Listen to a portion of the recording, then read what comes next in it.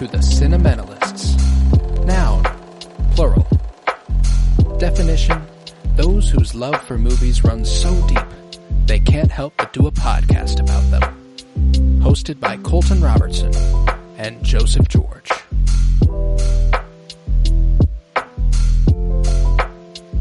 Hello everybody and welcome in to the Cinementalists. Today we continue our 10-part series on our top 100 favorite films of the 2020s thus far. We are halfway through the decade, so we're celebrating it properly. Today is part 3. This is the 70s, 79 through 70. Also available today will be the 60s. That'll be part 4. You can go check that out as well. But yeah, I'm very excited. I'm Colton Robertson. I'm joined by Joseph George. What's up, buddy? Oh, what up, what up? Always a pleasure to be here. Oh, and it's always a pleasure to have you. How are we feeling today? We got a little snow over the last couple days here. We are in the path that is getting fucking hammered. You know, a foot of snow within the last couple days. How are you feeling? Yeah, no better time for just to knock a couple movies out. And later on, there was one viewing that did knock one out of here. It had to be done. So I predict that that's only going to happen more as the time goes out. But I have to do it as quickly as I can so that I'm not knocking out ones that I prefer. Right. Because I feel like it was easy, the one to kind of kick out.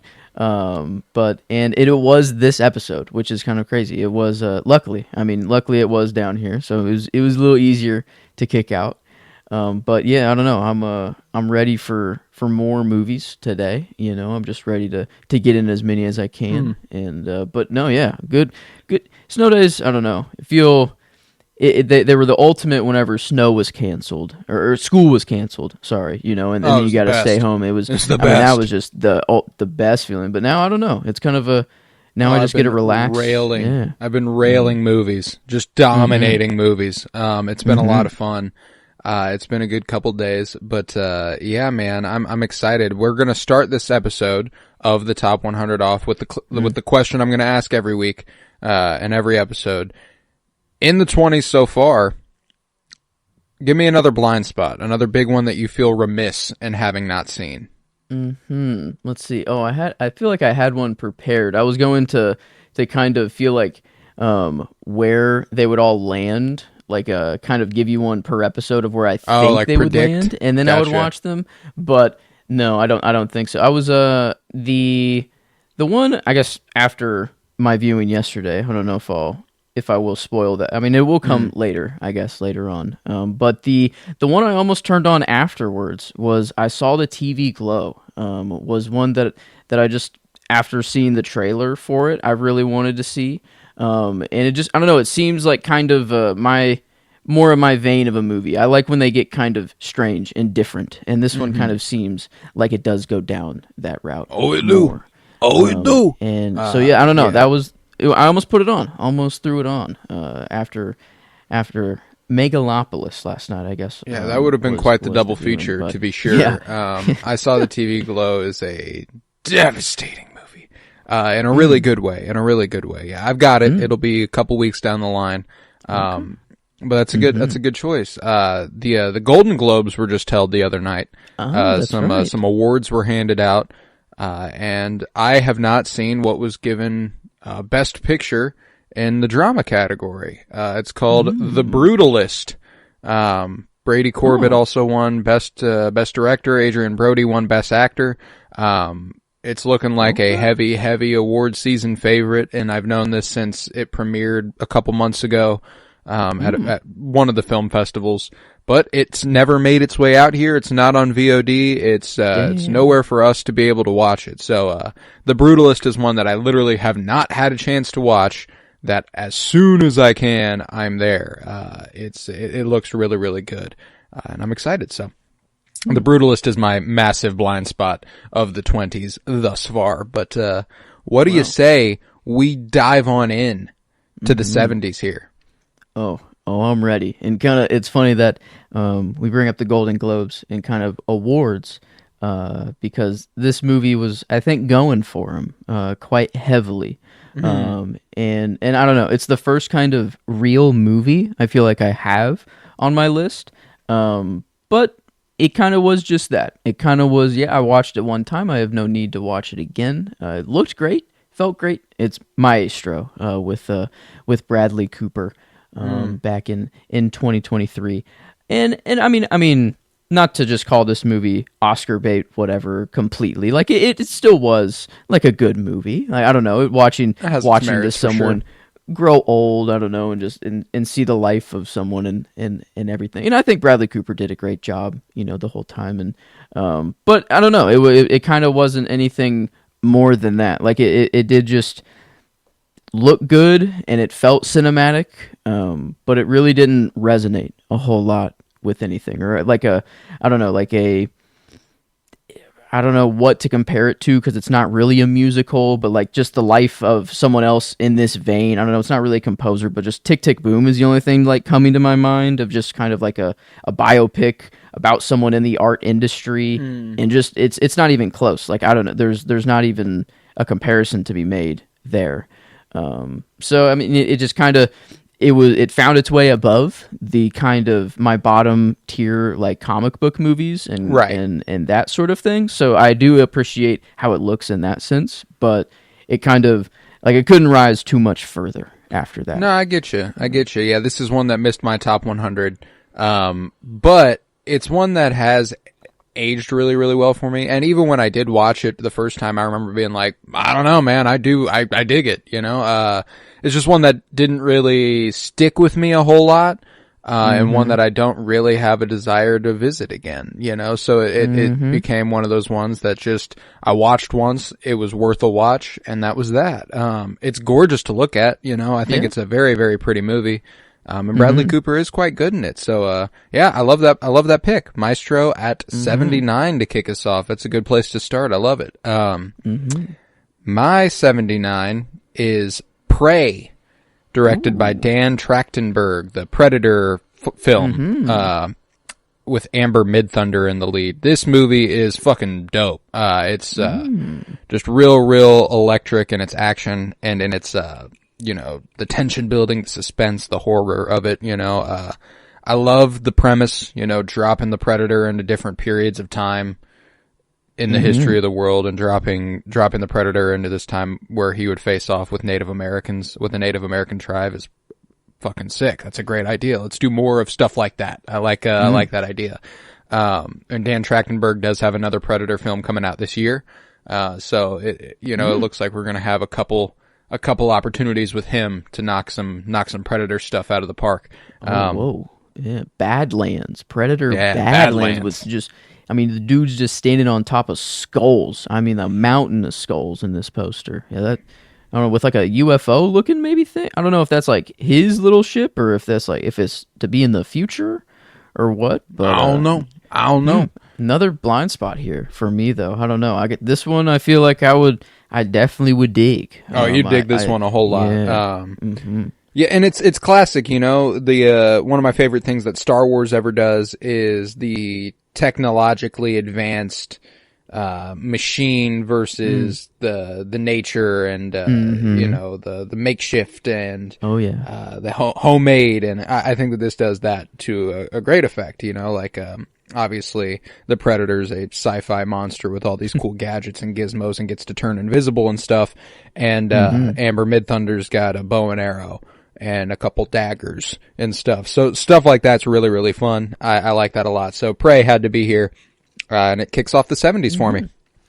Okay. Well, moving on here, kind of one that I'm a little principally against, just for it being made in the first place. But for the movie that it was, it's just a movie that was already made, but made into live action. That it was already animated. In this one, it's The Little Mermaid. That came out in 2023 by Rob Marshall here. And I mean, not that I don't think any movie shouldn't be remade, but just I don't know. It's telling the same story and just in a different way that isn't as colorful for one. Like to be like Ariel was always kind of my girl growing up. I don't know, my princess. That was the one kind of princess movie that I liked watching. I did was love The Little Mermaid for sure. And it was her and Belle. I don't know.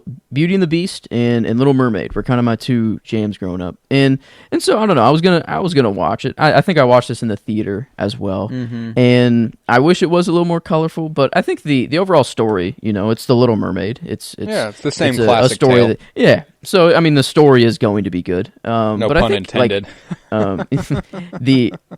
What's her name? Fricker. Ursula is in there. Is it Melissa McCarthy? Oh my God. Thank you. Yeah. Okay. It's McCarthy. Yeah. I don't know. She actually did like really, really good as Ursula. Oh, yeah. Like of what I remember. Like I thought I remember like liking her performance more than the original. Like I thought that she went like more over the top and more kind of like just owned the character. And like, I don't know, like a booming, like her voice just seemed really, really good. And I don't know if that's purely her performance or Halle Bailey is also really, really good as Ariel, she's really, really charming. And I think that, I'm with you.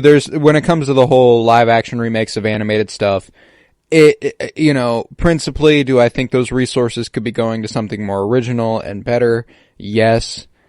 Is there something to the idea that with something like this, at least you have it's a good opportunity to present the same story to a modern generation with better representation? I think that's cool. Oh yeah. When it comes to stuff like the Lion King remake, it's like, well, what are we even really doing that for? That's true. But even so, like, I still feel that way for the most part with The Little Mermaid, but I do think at least there is a silver lining to be taken from it, in that regard. And yeah, I mean, I dig Halle Bailey a lot. I think she's really good. And, I think that Javier Bardem as King Triton in there too. He's great. Even David Diggs as Sebastian voicing him. So I mean, it was, I don't know, kind of it was really cool. And out of the remakes, I think this is definitely The Lion King is on a different level. Like that one is weirder and on a different vein. But this one, I don't know. It was it for that point of like to have the kids see this, and it's more. The animation one is still there, but I guess it is dated a little bit, like kids watch it now and they would be like, "Oh, what is this?" Or I don't know. Right. It's not up to just kids standards, I guess. But I don't know. I feel it was fun, and still the classic story. So it was gonna be good. But yeah, no, had it above Maestro, I guess at least. I would rewatch Little Mermaid. I think maybe given one day. So yeah, had to give it the little boost there. All right. I love it. My 78 is Ambulance, directed by Michael Bay, starring Jake Gyllenhaal, and again, getting mentioned for, I don't know why he's come up so many times, Yahya Abdul-Mateen. I feel like I've said his name in every part so far. Dude's prolific, I suppose. But, I'm a really big fan of this movie. I don't know why I've tended to avoid Jake Gyllenhaal movies generally. I don't know. I think it's because I'm in love with a recovered Swiftie, and okay. And so like I had a natural predisposition to be anti Jake Gyllenhaal because he dated Taylor Swift when she was like 18, 19, 20, when he was like 30 or something like that. Like it was just listen to, All Too Well. You'll get the whole story. But, all that to say, I actually don't have any sort of beef with Jake Gyllenhaal, like, at all. And when I started to watch his movies, I remembered, like, I was like, oh wait, why do I not like this guy? Like that was kind of what happened, because I watched Prisoners, and then I watched something else, and then I watched this, and I'm like, I like Jake Gyllenhaal, and and that's kind of how I arrived here. I like Jake Gyllenhaal a lot in this. I think Yahya Abdul-Mateen is another just really underrated actor, but the star of it is definitely Aiza Gonzalez. She is the beating heart of this movie, and I really, really dig her. Michael Bay's direction is electric, dude's got action on lock. And sometimes it works for people, sometimes it doesn't. There's a few Bayisms, if you will, that I can't roll with, and they take me out of the movie for a couple seconds. But ultimately, it has a really, really strong heart, and a lot stronger of a heart than I thought it would. And it ends up being more emotionally riveting than I expected it to just be badass. And it is badass. But there's a lot of really cool gray areas and questions of morality and what's the right thing to do in any given situation. It's good stuff, man. I like Ambulance a lot, and I think you would too. So yeah, I got that at 78. Yeah, this one almost was put on for my dad and my brother. We were looking for a movie, and they actually, I don't know, we got actually close, and they said that they even thought that they would like it. Oh, I think they would. Remembered. Yeah, this one is one of my more like, I don't like putting it this way because it makes it sound pretentious, but normie movies. Like, you could show this to any dad, any brother, and they'll be down with it. Yeah, you need those movies, you know. I don't know. They're important. It's nice. You just gotta. I don't know. You gotta have them. You gotta have them. Yeah. So okay. Ambulance. And that's where that was 78. So now we're on to 77. Okay, 77. Okay. Here. And after kind of a comic book run that will go on after this one, but a little bit before, kind of in the same vein, is Godzilla. Is this X-Kong? No, Godzilla vs. Kong here for this one. And this, you know, I guess I got into all of the Godzilla movies. I watched them all within one weekend, and all the Kong movies. For the I guess the new Empire Godzilla X Kong movie that came out after. Yeah. So I went through the whole run, and I actually was really impressed by a lot of them. I don't know. I ended up. They're definitely fun. I thought it was. Yeah, it felt like a chore at first to kind of get through all of them, but then I'm like, wait a minute, I'm actually kind of having fun. I'm like, it's just kind of fun to let go and watch some big monsters. I don't know. It's just entertaining, and then it also has the David and Goliath kind of, just insurmountable odds. How is a human going to do absolutely anything versus these things? But they always find a way, and usually it's the monsters that will do stuff. But I don't know. It has Alexander Skarsgård in this one. I've loved him. He'll be in a one much later Another on. One. Yeah. He'll be in some more. And I really, I don't know. I ended up liking the monster movies a little more than I thought, and I don't know. I do have some still later on, like X. The where they team up. That one is even a little bit higher. Not quite this week. But okay, then, I see. Still one better Godzilla movie that's higher up. Yeah, that's for sure. That I think stands alone. But I don't know, these ones were really, really fun, and as for a theater, to lead up to a theater experience too is always exciting to have. To kind of have that anticipatory viewing and stuff. Yeah, that is nice. That is nice. But, I love that. Yeah. Cool. Bad. I mean, the final fight, it was in like a Neo Tokyo. I feel like, I don't know, there was just neon everywhere, and it actually just looked sick as hell. I don't know, it actually just really impressed me at the end. And but I mean, I don't really have the urge to rewatch it, I guess, any of them. But they were, I don't know, for the time they were really, really fun. So they were worth the visit. It got it up here to 77. So, but yeah. Godzilla vs. Kong back in 2021 here. So I dig it. My 77 is Priscilla, directed by Sofia Coppola. After last week I had Elvis, this week I have Priscilla. It's a gorgeous, gorgeous movie to look at. Kaylee Spaney is absolutely incredible as Priscilla Presley. Immediately Star is Born sort of moment for me with Kaylee Spaney. She's really, really great. I think that this is probably my favorite role in terms of just her performance. I do love her in Alien Romulus, and I love her in Civil War. She does really, really good in both of those. But I don't have either of those on this list. This is the highest ranking Kaylee Spaney movie I have. And it's mostly because of how good looking a movie it is. I saw it in theaters with Emily, and we were both just kind of floored by how pretty it is. It was, I remember surprisingly the scale. For some reason everything felt so grand. in a movie where things were really intimate, and it felt that like it was just a really interesting line towed that I didn't really understand how it was even being done, and that's always really, really cool. You know, Jacob Elordi is Elvis in this, and he gets to show the darker side of Elvis versus Austin Butler, and he does a good job with it. You know, I think that there's a lot to like here, and I wish that the movie had explored Priscilla a little bit more as an individual, but the fact that she's not kind of furthers the idea that she was, you know, her entire identity was tied to this really, really famous man, and that was just kind of it. Yeah, dude, it's really, really good. I enjoy Priscilla a great deal.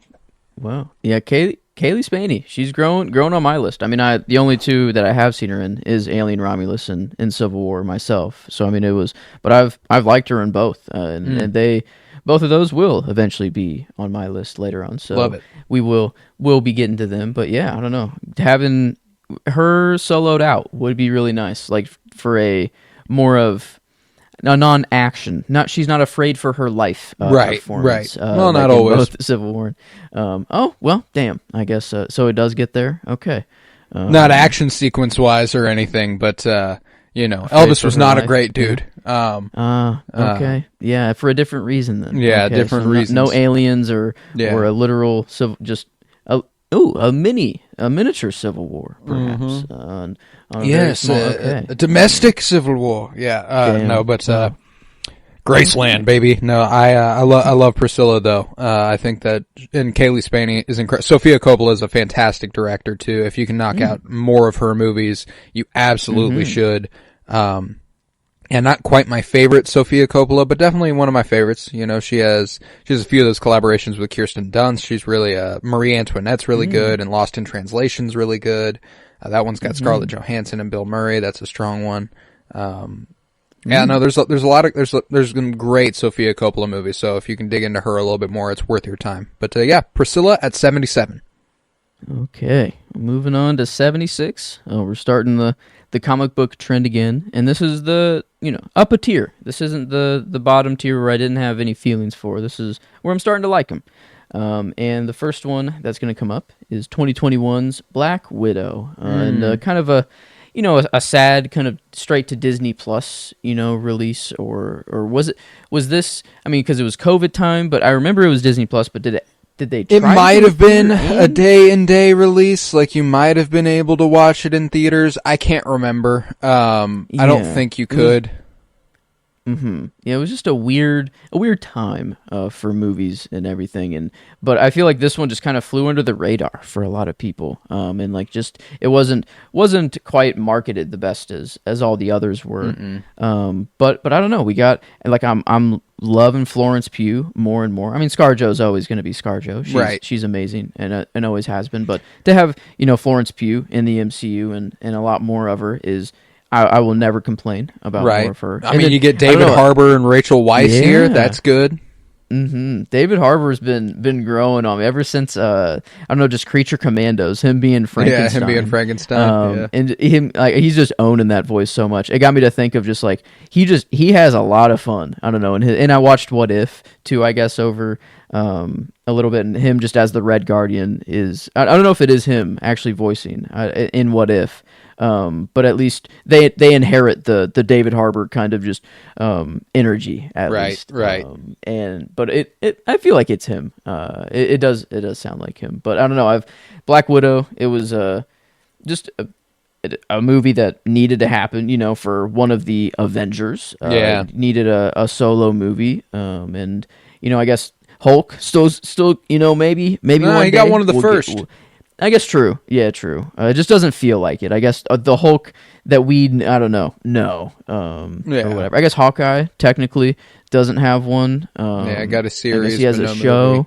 Movie. So it's not all of them, but no, it was still the family aspect. I don't know, a family of spies or how much of a family they could be, but still, I don't know. All of that was in the Red Room. I don't know. It was nasty sect of the MCU. That's for sure. A nasty. Yeah, and you spoke to the it came at an unfortunate time, and it was also set at an unfortunate time. Like it's set between two earlier movies, and it's post Endgame, and it already has the fact where we're in a really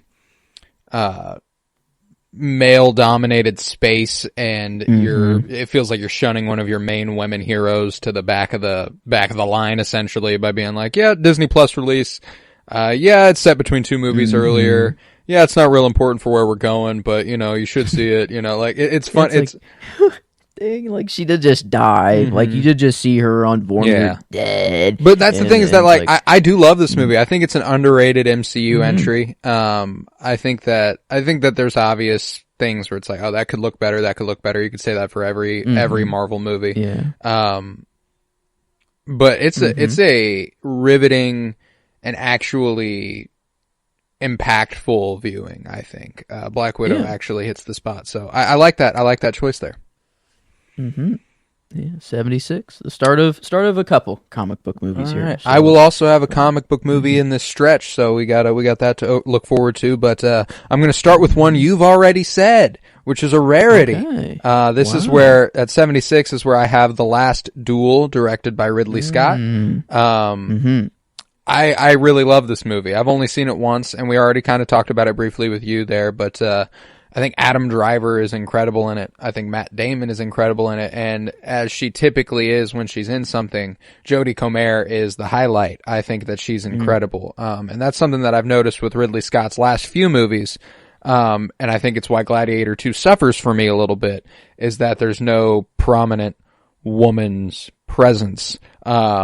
Connie Nielsen, she's, I guess Connie Nielsen probably is the highlight of Gladiator 2, but she's not, but she's one of them.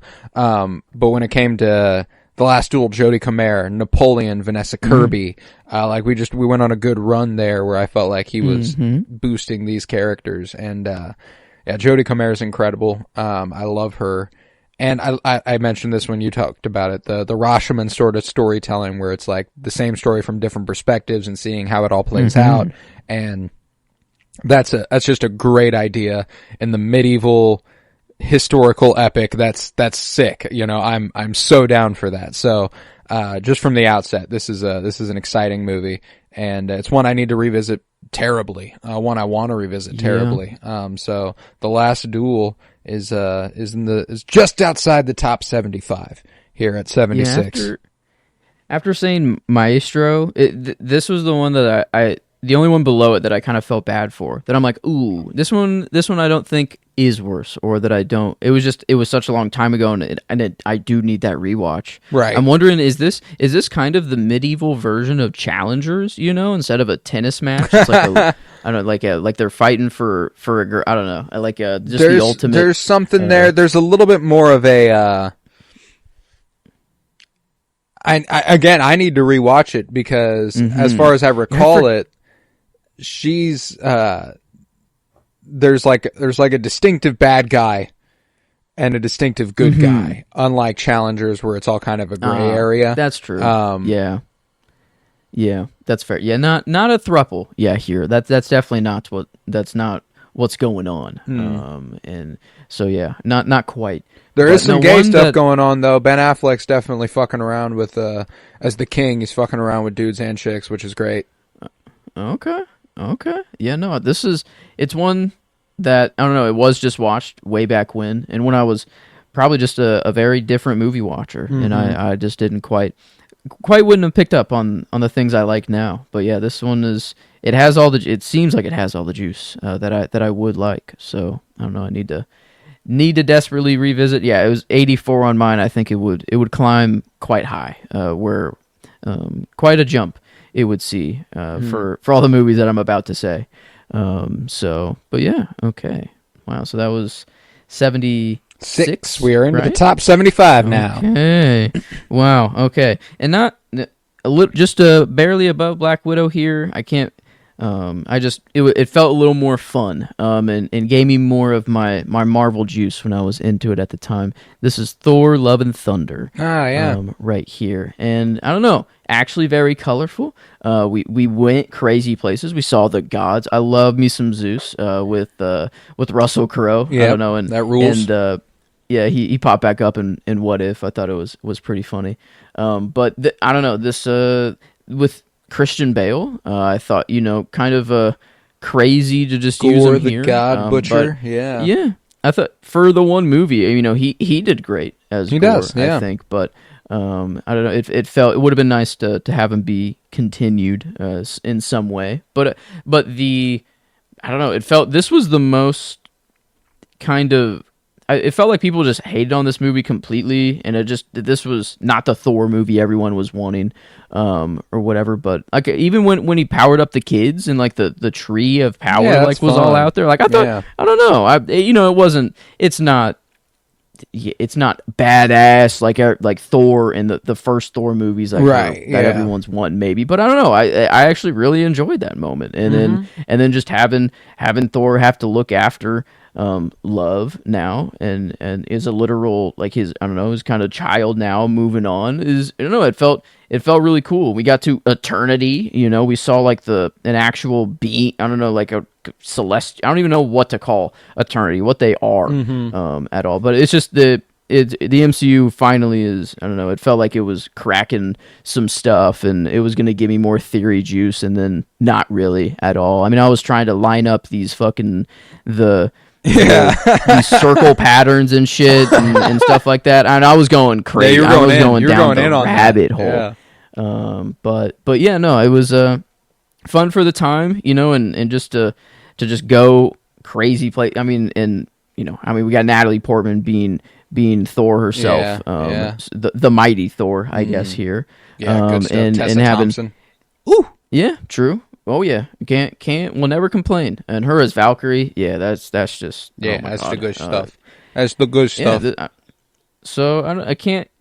There are some bad things. There are some disappointments for the movie. I guess it wasn't what I thought it quite was going to be either. But at least it was fun in the theater when I watched it, and absolutely. I thought, it was unique. They definitely went for it.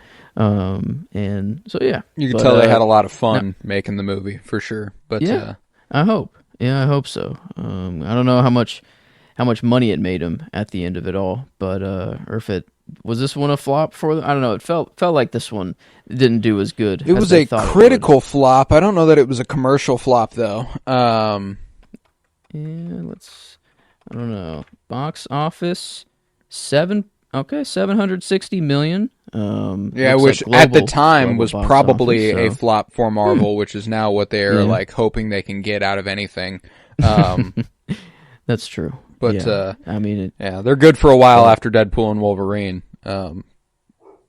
Coworker ass movie. But at 75, I've got my comic book movie for the episode as well. This is where I have The Suicide Squad, directed by James Gunn. I love this movie, man. I do. I think that it has so much charm. It's got that signature James Gunn flair. Incredible ensemble cast. I love Margot Robbie as Harley Quinn. Always going to be one of my favorite comic book castings ever. She is just outstanding. I think that Joel Kinnaman is really, really great as Rick Flag. John Cena is great as Peacemaker. Idris Elba is great as Bloodsport, and there's just so much to like here. And they really, really do the comic booky shit, and that's why I'm so encouraged for James Gunn's DCU. Going down to Porto Maltese and facing off with the fucking kaiju Starro, like that's sick. Like that's what I want. You got fucking Polka Dot Man in the mix, and David Dastmalchian playing him there. There's just a lot to like, and I do think that there's I mean, just like with anything else, it has its flaws, but you got Peter Capaldi in there playing the Thinker. Like, I'm I'm down. I don't care. This rules. It's a lot of fun. So yeah, the Suicide Squad. A Rat Catcher, didn't even mention her. She's like her and Bloodsport and King Shark and all that. It's just a great great time. So I'm a big fan Weasel. of Suicide Squad. Yeah, Weasel, man. Now we know. Now we know. Yeah. Oh my God. Poor guy. Poor didn't Weasel. Even, and now you're all the more thankful he made it out. Now you're all the more thankful he survived that swim. He could swim. Anybody check if the Weasel knew how to swim? Yeah, no, I love it. I love it. It's a super fun movie. Watching Pete Davidson get his face blown off is a great time. Yeah. Yeah. Mm-hmm. Yeah, that does happen. big fan. Yeah. That opening sequence. Yeah. Oh yeah, man. Yeah, that, or maybe not quite opening. I don't know. Is that at the very beginning? That's the beginning of the movie. Yeah. Yeah. Okay. Wow. Yeah. I need to rewatch this one. Well, the beginning has Michael Rooker in a cell with his bouncy ball, and it's kind of them going on that mission, and then they get there and they all get fucking walloped, and then Team 2 emerges from the water. They were the distraction and all that. But yeah. Yeah, no, great movie. Love the Suicide Squad. Yeah. I've got it at 75. Wow. Yeah, I got it a little bit later. That's for sure. One that it was on the rewatch list to make sure that I have it as high as I do, because it's in at least. I only, after this tier of comic book movies, I have like 3 that are reserved as like my top 3 of this group, and it's in there, and I do think it's comfortably in that group. But just as far as the other movies that it's above, was the only thing that I needed to make sure of. But yeah, I don't know. I think it is. I do like it that much. James Gunn has his way with the groups of people. I'm sure. curious to see what he does with individual.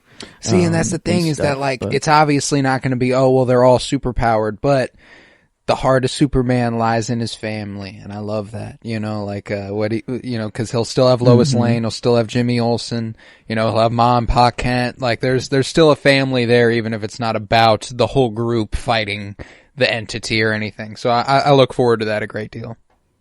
But okay, so yeah, that was 75 for you. So is this now moving on 74? Okay, little gap, a little break in the comic book. I guess a little tier splitter that I kind of used it for of the comic book movies within this in the 70s. But a good movie that just up until the very end was kind of like, oh, okay, that's where we're going. But this was a spotlight movie we were doing for Anya Taylor-Joy. And this is The Last Night in Soho. Yeah. Here. And yeah, I don't know. It was great. God, it was like awesome. This is one of those movies that just kind of pisses me off because I should fucking love it. I should fucking love it. It's gorgeous to look at. It's got Anya Taylor-Joy. It's got Thomasin McKenzie, who I absolutely love. It's got Matt Smith, and they're all on their fucking game, dude. They're doing incredible. And then the end just kind of throws it for a loop, and you're like,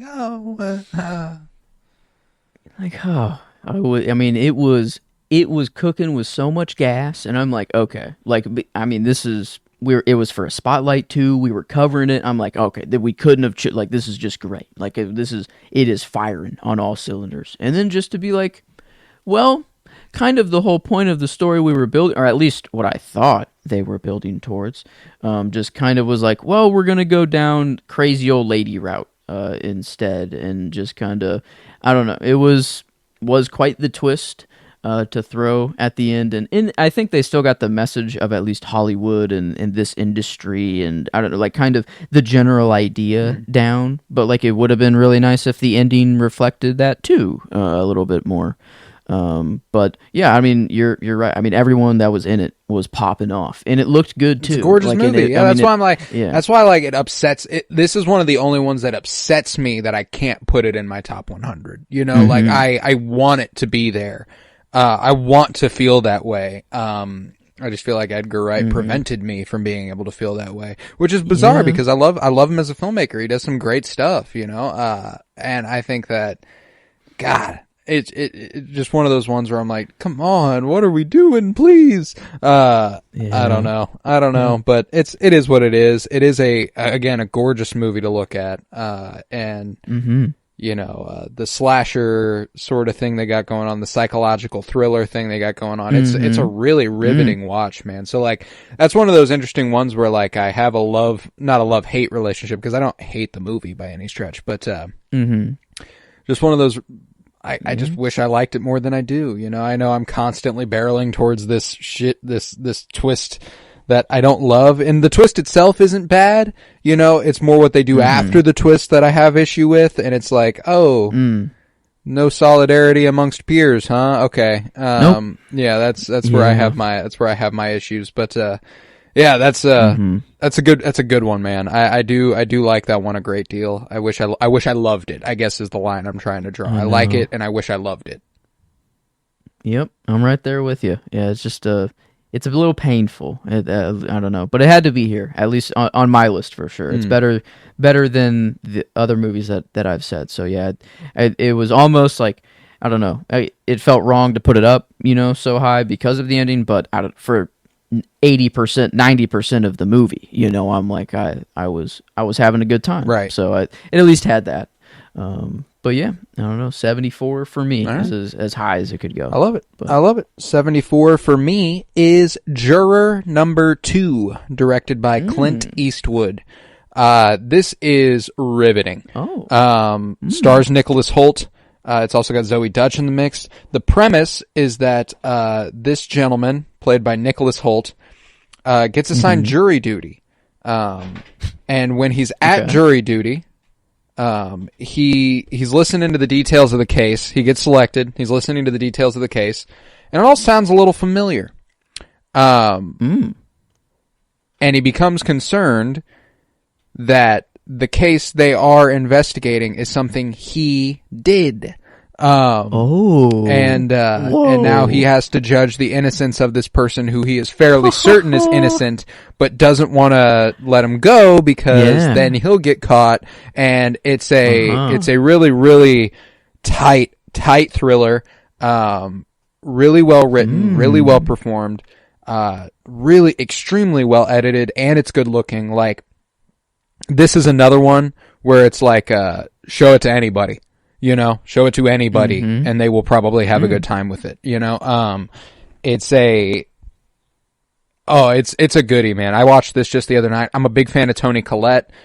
She's a big role in it. It's got a great ensemble of, a bunch of really good character actors. I've always been a big fan of Zoe Dutch, so I love her and she's sort of the beating heart of our main character. She's the reason he's doing everything and all that good stuff. Chris Messina's really good. J.K. Simmons is in it. Kiefer Sutherland is in it. Cedric Yarborough's in it. There's just a lot of really, really great actors in it, and it's super good. So Juror Number 2, had to give it some love. Wow. Deserved a wider theatrical release. Didn't quite get it. David Zaslav, I'm in your walls. We are now on to... Yeah, I mean, it's good, and you should watch this. And if you do watch it, you'll be plucking another thing. Is how I think.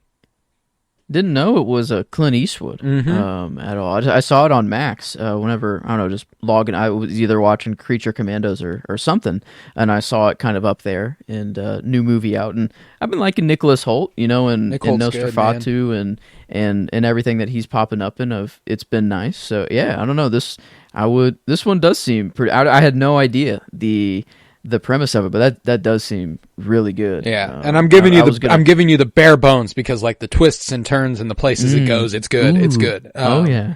Okay. So Juror Number 2, 74. Okay. All right. Well, moving on. 73 here, back in the comic book vein, and this one, it felt so just warm and cozy, and honestly like one of the best feeling comic book movies of the year, if I could say so. But it's still a little lower than others. But this is Blue Beetle. That came out in 2023. Kind of a weird middle ground of this isn't DCU, right? Or is this the?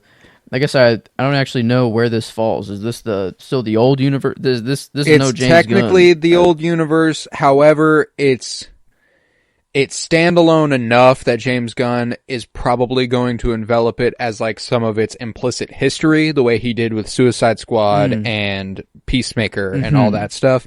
I'm pretty sure this kid's still going to be playing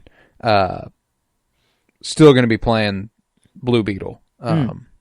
Yeah. You know, it was very tight knit. Like it was very focused on family and just it was like the conversations between just son and father and mother. Like I mean, it was very like it got me. I don't know. I remember crying. Oh yeah, it got me. I remember when I watched it. Yeah. I texted you. I was like, "Dude, you'll love Blue Beetle," and you're like, "I watched that shit last night. It was so good." Yeah, That's right. Yeah, and I don't know. I just remember coming out just feeling just so sad, like very satisfied, very warm. Just and I was like, wow, like that was.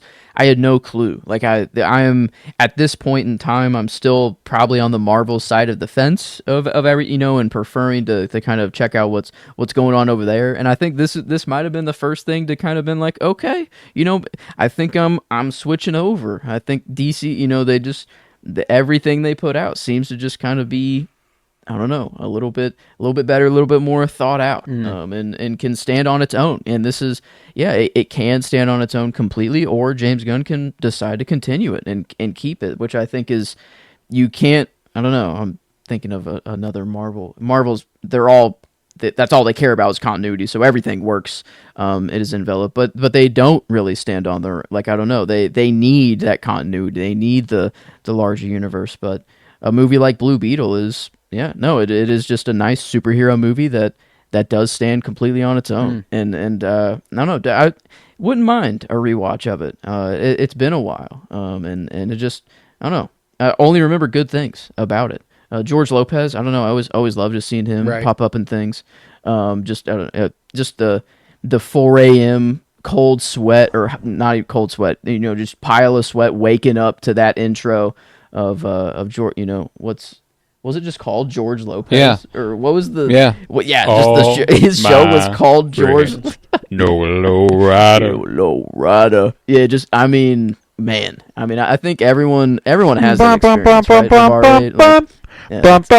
The slow, and like the trampoline, they're like jumping, so it's you're like waking up, your eyes are fucking glued shut. You're like, you're like, huh? You're like, what the? And then these people are in slow motion, just going up and over the screen. You're like, oh, what the? There's fuck? a certain comfort it would bring me in the night. Like I'd wake up, I'd look at the TV, and I'd like smile and go back to bed. George Lopez was always there for me.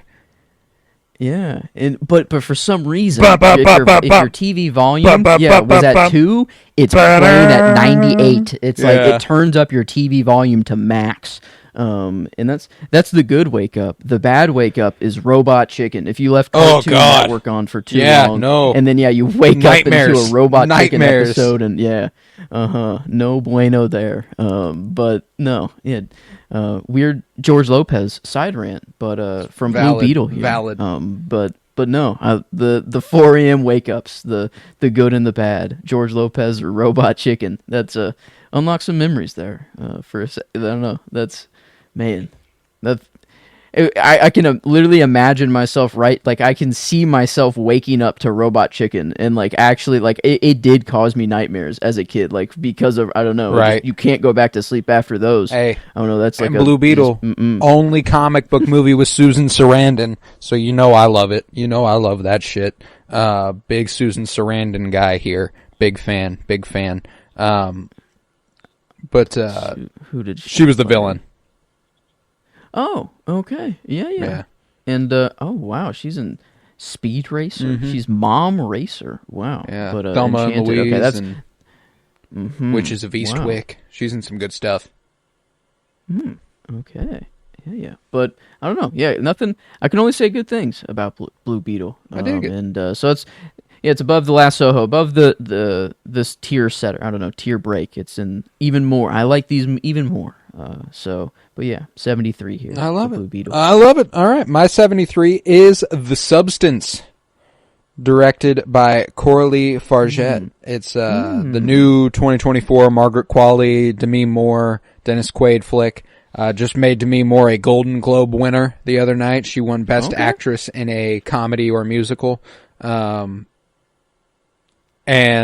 it's I'm happy to see genre films getting some love like that at an awards ceremony, because this one, it didn't work for me on the level that I think it worked for some people, because some people were like, holy shit, this is one of the best movies I've ever seen. And it's so good. Don't get me wrong. I don't want to undersell it by any stretch of the imagination. but it's not typically my kind of movie.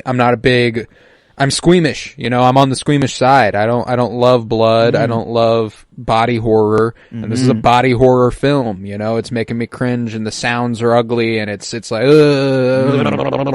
but it was fun. It was fun, dude. I had a great time seeing this on the big screen. It's got an incredible ending. There's so much to love here, and I do think that it was subject to all the, well, is it really a comedy discourse and all that stuff? Yeah, it is. Wow. It's a satire essentially, and there's stuff that it takes seriously to be sure, but it's funny. It's a comedic take on these very serious things.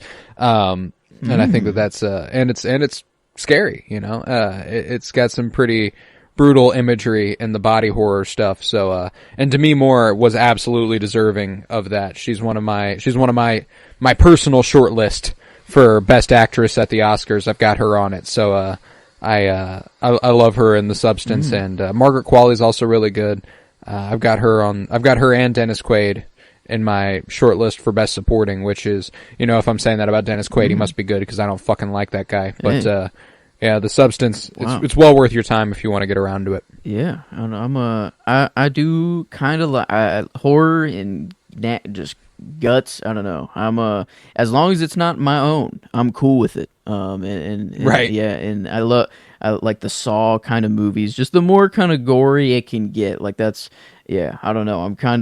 It's nice every now and then. It's definitely, it has to be not. I don't like it all the time. That's a little too crazy. I think the people who are like, those are the only movies I watch. I only watch horror movies and go. I don't know. That's a little. Like, I don't know. Okay, well maybe if you only watch one kind of any movie, you're making a mistake. Yeah, that's true. But I don't know. I can this one. I don't know. Looking at some of these, I love. My new thing, I used to look at the IMDb pictures of things, but oh my god, the letterboxed backdrop, just changing the poster, but the backdrop gives so many of like just the beautiful shots of the movie, I think, and like it's a perfect thing to scroll through and get the vibe of a movie. Yeah. In this one, yeah. Oh, it's gorgeous, gorgeous photography, dude. Like it is a really, really good looking movie, and. Yeah, no, it stuck with me. I'll tell you that much. Like I really, really dig it. But Substance at 73. Yeah. Okay. All right. Well, moving on here to 72, one that you already mentioned before, and just I guess technically not comic book movie. Well, I don't know where they got their start. The Teenage Mutant Ninja Turtle, Mutant Mayhem. Did they get their start in comics? The Ninja Turtles? Toys. Okay.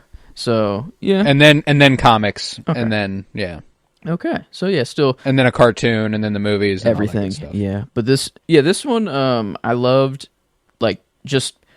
Another kind of like Blue Beetle, one that I had kind of low expectations for, or that I wasn't really excited and ready for it to come out and watching it, right away. But when I did, I'm like, holy shit! Like I'm like, whoa! Like this is way better than I thought it was gonna be.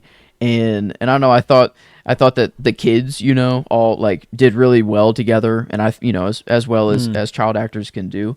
But then like Ice Cube, I don't know, as like the main antagonist is like just big ass buff fly, and like just I don't know, I thought it was actually a pretty cool story, and one that like really worked for the animation style, like to have these crazy dude, the creatures. Animation's gorgeous. Yeah, I thought it looked awesome, and I really wish I could have seen it in the theater. That would have been really awesome to see. Oh, it was sick! It was sick! But I mean, even at home, I was like, man, no, I'm loving this. The art style, and I've always like, I don't know, the Ninja Turtles were always just like, they were just cool. I never really got into them super deeply as a kid, but I did have their toys.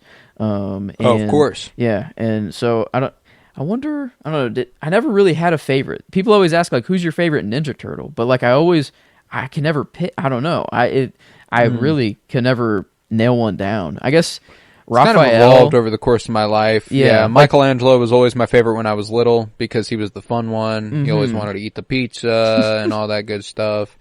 You feel like a Donatello guy. Okay. Yeah, it was more...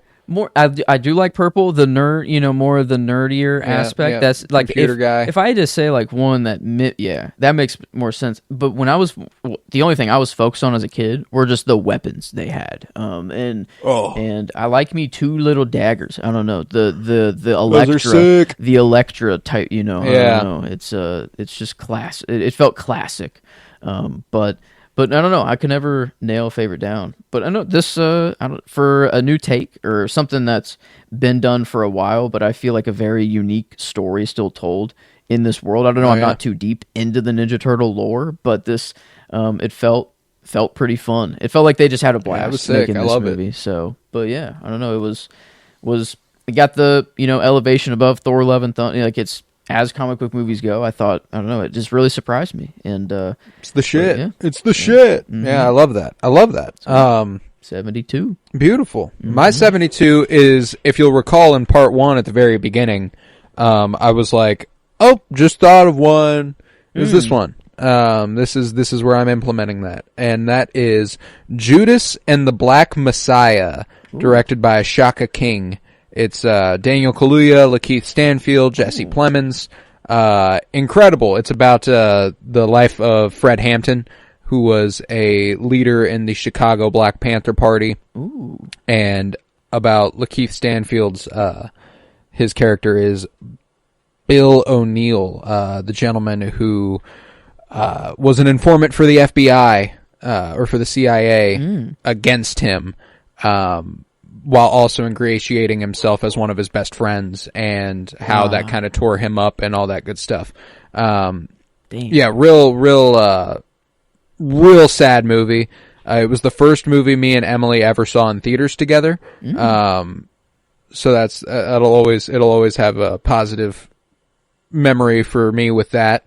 But dude, it's a brilliant movie and really, really informative. If you know nothing about it, it'll teach you pretty straightforward what happened there. Fred Hampton. It's not really a spoiler. In fact, it might make the movie better because it happened in real life and just knowing what you're barreling towards. Fred Hampton was assassinated by the CIA. He was killed by a government agency. Okay. To avoid becoming the Black Messiah, to avoid becoming the character, the figure that the entirety of America would rally behind and become the leader of a quote unquote black nationalist movement. But he was, it's really, really cool. It's about how he grew in power, but more influence. Like he had a way with people. He had a way of speaking that he made people realize, just kind of like, oh, like, yeah, damn. He goes to like a Klan meeting essentially and walks in and is like, y'all are treated the same as we are. You just don't know it, like you don't realize it because you've been given this idea that you're better than us for some fucking reason, but where's your government spending its money? Are you getting any of it? We're not either, like all that good stuff.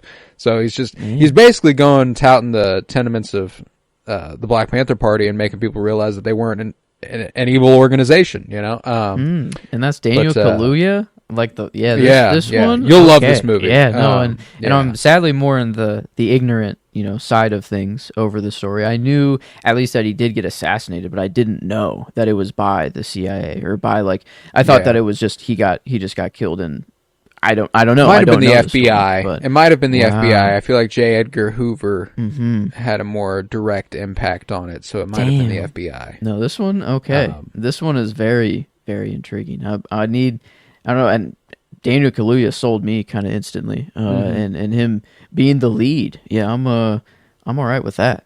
It sounds very, very nice, and yeah, educational as well. It'd be nice to know a little bit more of this part of history. It's a sad one though because of that. Just kind of knowing you're barreling towards the assassination of this man. It's a real rough one, but it's worth it. It's worth your time. It's worth knowing. But yeah, Judas and the Black Messiah, 72. Okay. All right. Well, to top off this episode, the top 2 kind of comic book movies that I thought here. And this one, I feel like it got a lot more hate than it deserved. But this is Doctor Strange, the Multiverse of Madness.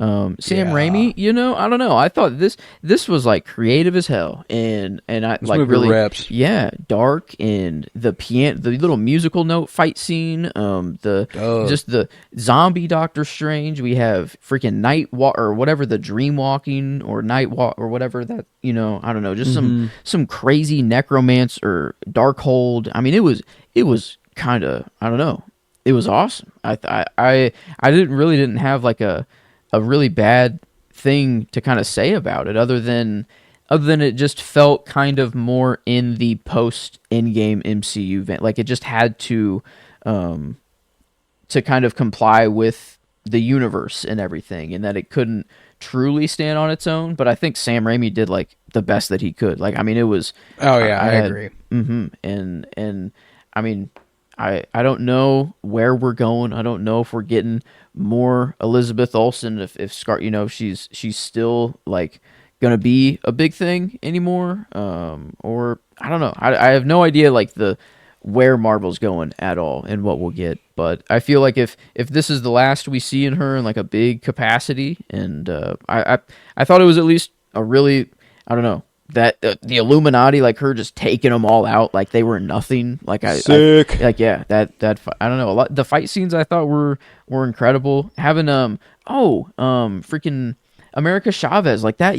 Like what a cool character to. I mean, I hope she's coming up in something else. I mean, she seems vitally important. Gotta imagine she is.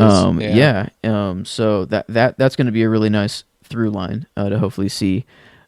But no, yeah, I loved the horror vein, and like Elizabeth Olsen looking kind of at the camera, and like the music was, like really like horror vibe. Like I thought it filled everything. It was a cool, just I don't know how many times has the MCU really gone horror like this, or kind of down this route? Horror influenced, yeah.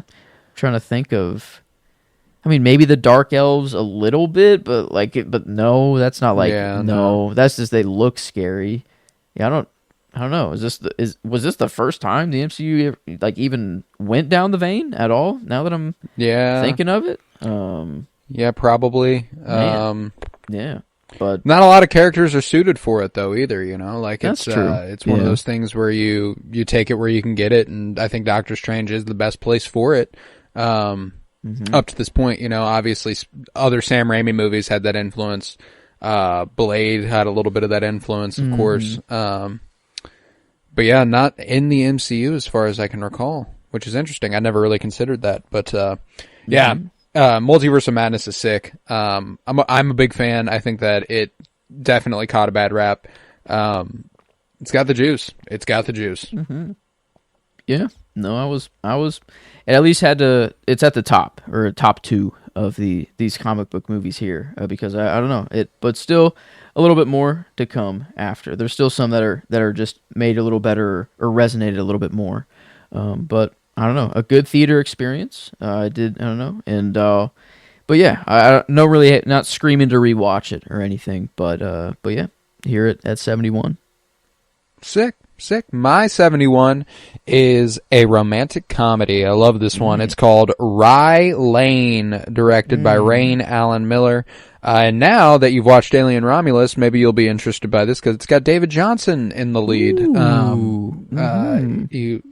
And it's also got Vivian Opera in the across from him. They've got an incredible chemistry. I mean, it's a rom-com, man. I'm not going to tell you anything you don't know about the romantic comedy genre. It's just a really well done rom-com. There's really, really electric chemistry between these two. They're really sweet. It's a super cute viewing. And I love it. It's a simple one. It's not breaking the boundaries of what a rom-com is by any stretch. Like it's a romantic comedy. Very green. So you know yellow. What you're getting into. I don't know, do they always wear the same jacket? Like it looks like, at least in these pictures, they're in the same outfit. There's a lot that takes place over the course of the same day. So it's kind of a walk and talk film for a lot of it. Yeah, David. But yeah, it's a. Oh no, I would like to see more of him. That's for sure. After Romulus, yeah, it was a a great performance by him. And yeah, get kind of like a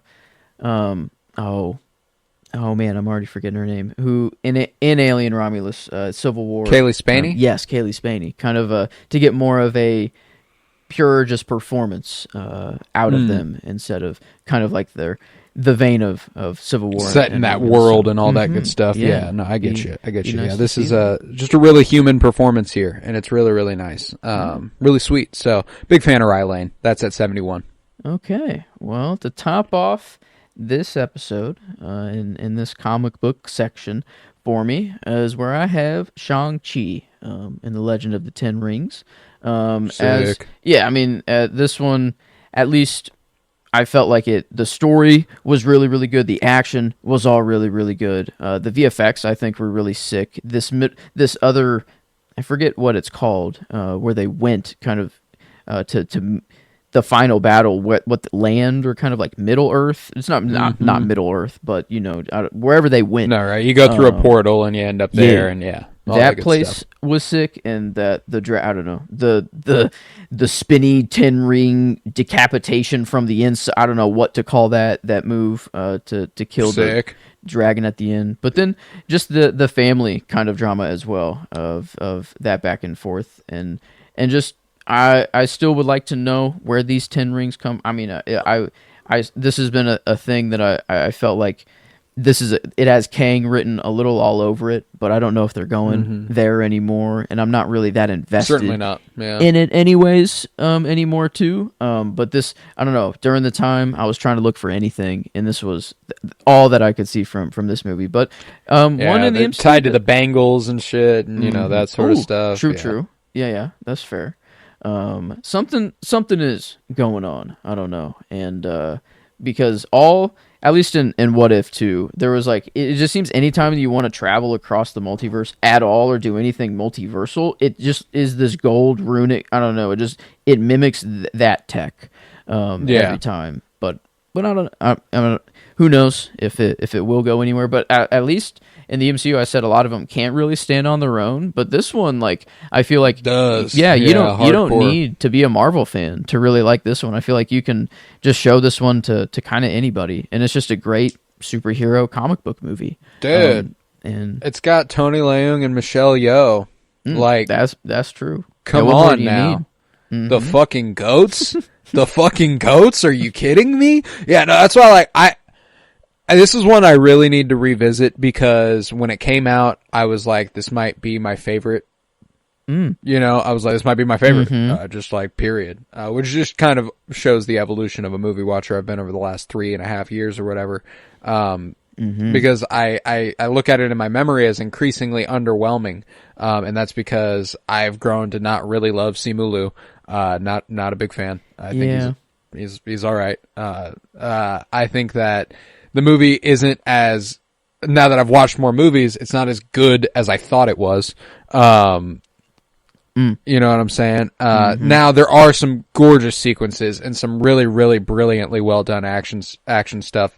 The fight dance at the beginning is still probably the best fight scene in the entire MCU. Like, that's something that I can confidently stand on there. Like I said, it has Tony Leung and Michelle Yeoh, which you're automatically winning for me if you're coming from that spot. And Wenwu's a really compelling villain. It's got a lot of heart to him, and I think that's something I can dig a lot. Yeah, that I forgot about that. The fight dance, and oh my god. Oh god. And just that kind of power, whatever the nature, or I don't know if did they have a name for that power, or it just kind of was there? They did. It was a fight style. But man, it I just can't beautiful. Remember anything. And the music just chimed, and they just circle leaves. So I don't know. That's always gonna do it. Just, I don't know, very nature-esque. And yeah, beautiful. Like, to call it even a fight is crazy. It's like it was just this dance, and it was they had to fall in love after that. I don't know. I mean, that was just like, yep, all right. That we continue on from now, because that, like, they just met each other randomly in the woods, right? Like, that wasn't even that was their first encounter.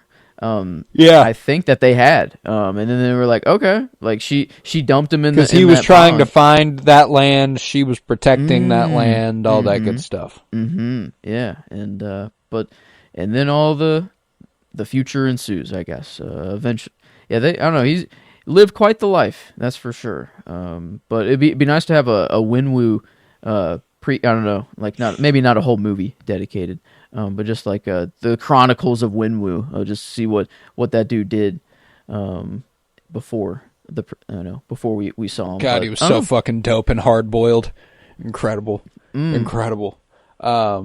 Man, yeah, that was.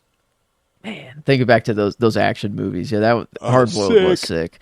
Yeah, that's the freaking jumping out the building with the electrical wire. Was that Hard holding Boiled? on to a baby? Come on, dude. Yeah, come on. Yeah, that's sick. That's the motorcycles flying off of people and stuff. That whole warehouse sequence, sick. Oh my god, yeah. Okay, yeah, they went. Man, they went in.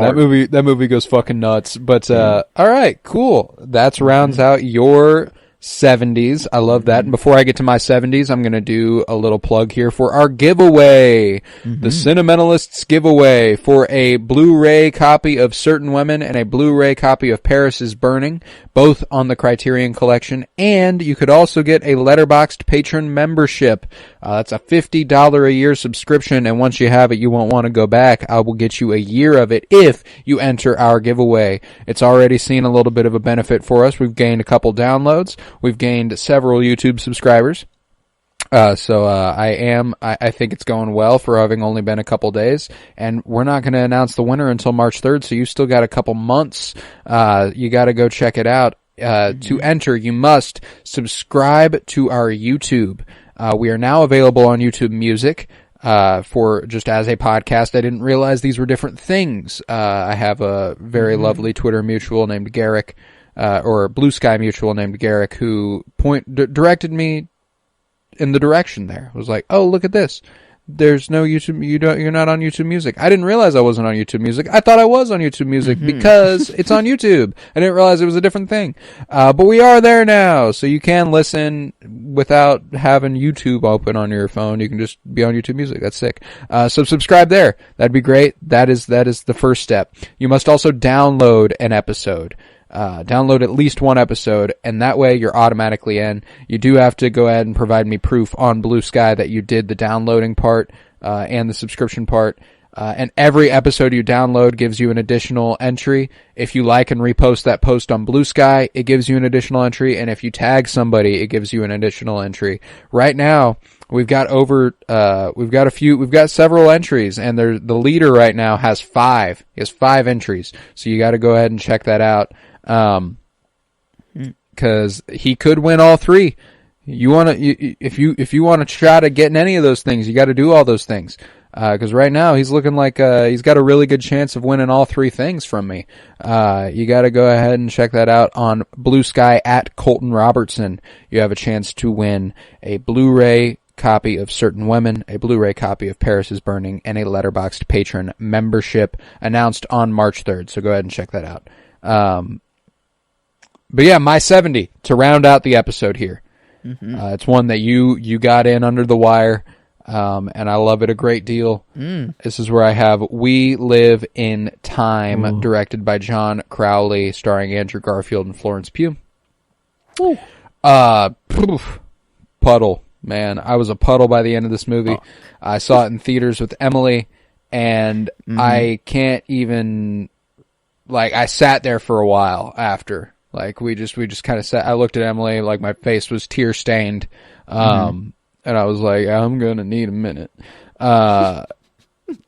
Just fucked me up. And it is so incredibly well performed. It's a little bit of an every movie, like, I don't think there's that much that makes it stand on its own filmmaking wise. There are some good looking sequences, but it's one of those movies that I feel like nobody's ever going to watch it and be like, ooh, this is too artsy for me or anything like that. It's really straightforward.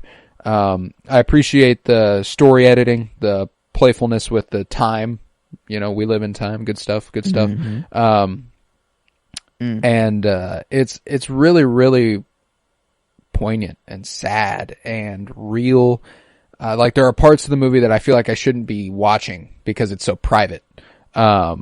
You know, like the fact that it's so real and they have such a genuine chemistry makes me feel like I'm watching an actual married couple going through things that I shouldn't be privy to almost. Yeah. And that's a real strength of this movie. I think that just how authentic it feels is what makes it pay off the most. And Andrew Garfield's probably our best cinematic crier. The GOAT, just so fucking good at it. Every time he tears up, if he tears up, I am done. I am going to be crying. Like and there's not a lot of actors like that. He is one of them where if he cries, I'm done for. I'm going to be crying. And Florence Pugh, not far behind him. They have such a genuinely great chemistry, and they bounce off each other so well. And I love it, man. So We Live in Time is my 70th favorite of the decade so far. So let's go ahead and go 70 through 79. Rattle it off for me. All right. 70 was Shang-Chi, Legend of the Ten Rings. Man, it's crazy. Your movies just going back and forth.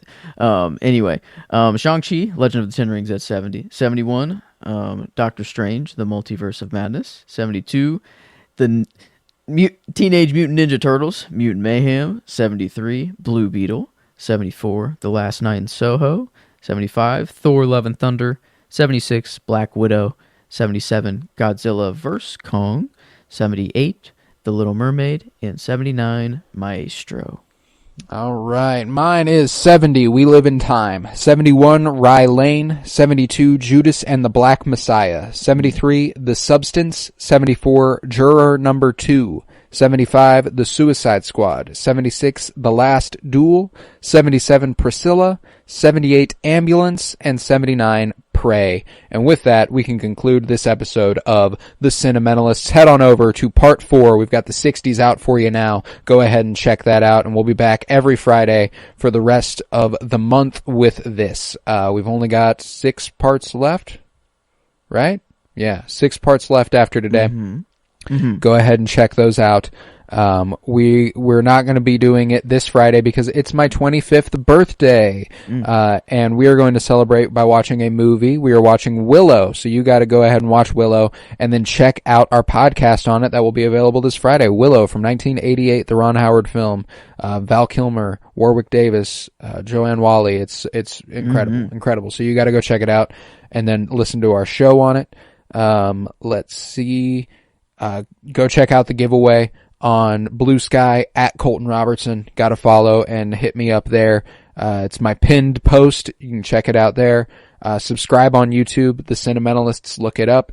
Download, rate, and review wherever you might be listening. Leave a 5-star rate and review. I would appreciate it greatly. And keep on coming back. We've got 6 parts left in this bad boy. 7 if you're not going straight into the next one. Go ahead and check that out. Part 4 available now. Part 5 and 6 next week. Part 7 and 8 week after that. Part 9 and 10. And the last Friday of the month. So, with that, I was Colton Robertson. I was joined by Joseph George. Thank you very much, homie. Oh, thank you for having me. It's always a pleasure to be here. Oh, and it's always a pleasure to have you. Go ahead and cross a couple more off that watch list and catch up with us every Friday this month, baby. See you later.